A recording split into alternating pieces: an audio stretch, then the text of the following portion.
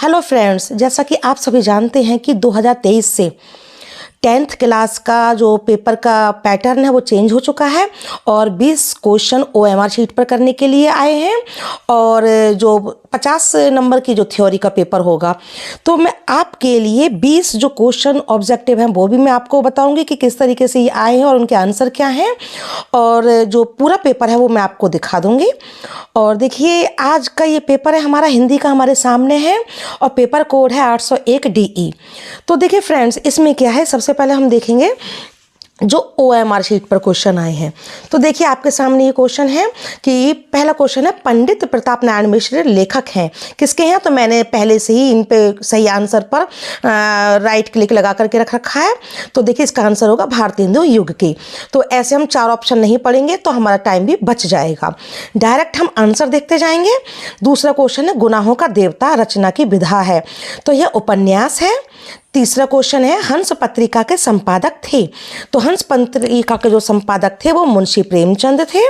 तो अब आ जाते हैं अगले क्वेश्चन पर।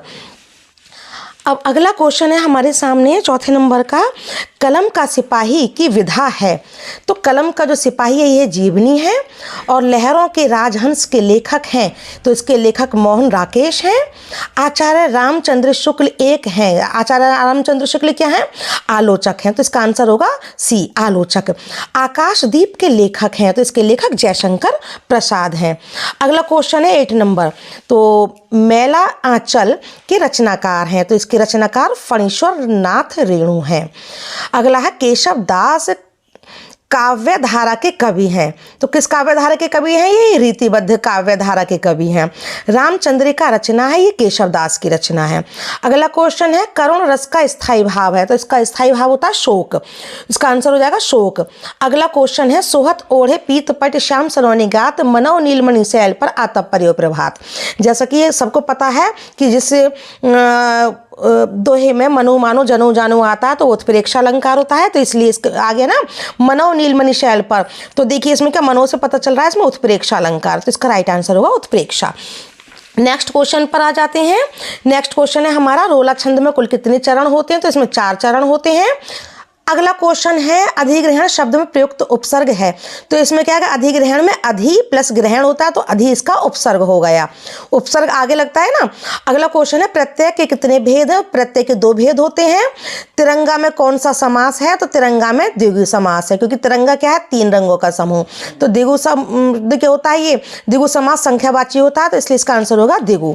अगला है, प्रत्येक शब्द में कौन सी संधि है? तो प्रत्येक शब्द में संधि हुई हमारी यण संधि। अगला है, खीर का तत्सम रूप है, तो खीर का तत्सम रूप हुआ क्षीर। और नदे शब्द का वचन और विभक्ति क्या हुआ? इसका आंसर होगा D, चतुर्थी विभक्ति एक वचन। अगला क्वेश्चन है 20 नंबर का, हशिष्यतः धातु का वचन एवं पुरुष है, तो इसमें द्विवचन और मध्यम पुरुष है।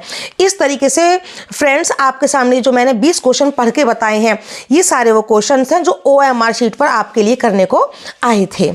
और अब आ जाते हैं हम थ्योरी वाले पेपर पर, जो खंड बा है हमारा। तो देखिए आपके सामने क्या है, ये पूरा मैं जो पेपर है वो पढ़ूंगी नहीं तो ऐसे क्या बहुत लंबी वीडियो हो जाएगी। आप पॉज करके उसको पढ़ते रहना और पूरे पेपर को सॉल्व कर लेना, ठीक है फ्रेंड्स। तो देखिए आपके सामने पूरा पेपर है। ये पहला खंड आया है, ये गद्यांश पर आधारित 3 प्रश्नों के उत्तर लिखे, तो गद्यांश है, उसके 3 प्रश्न है, अथवा करके दूसरा दे दिया। देखिए इसमें भी क्या है, पूरा गद्यांश दिया हुआ, 3 प्रश्न दिए हुए हैं। अब इसके बाद अगले पर आ जाते हैं। अगला है पद्यांश, पद्यांश पर आधारित 3 प्रश्नों का उत्तर दीजिए।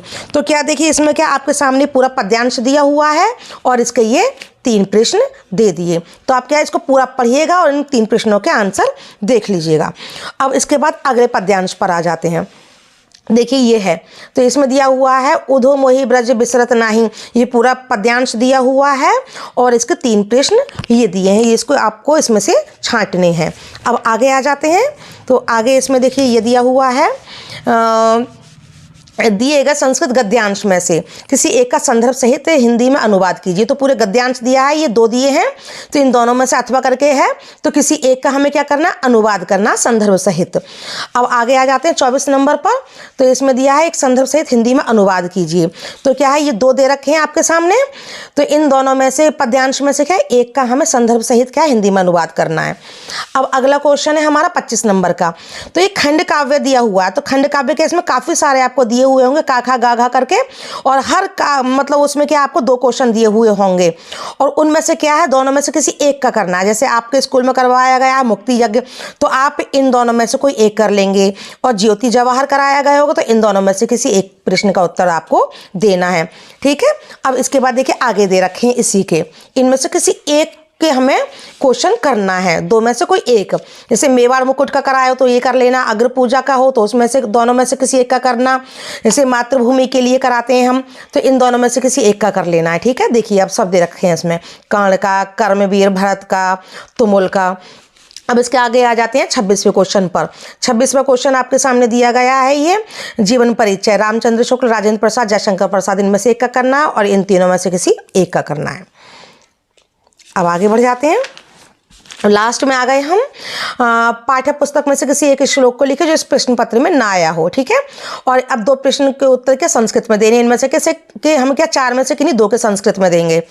और इसके आगे देखिए ये दे दिया आखिरी क्वेश्चन आपका 29वां क्वेश्चन, आपको निबंध करना, आप देख लीजिए, जो आपको करना होगा वो आप देख लीजिए, सभी याद कर लेना, सभी टॉपिक अच्छे हैं, बार बार ये रिपीट होते रहते हैं।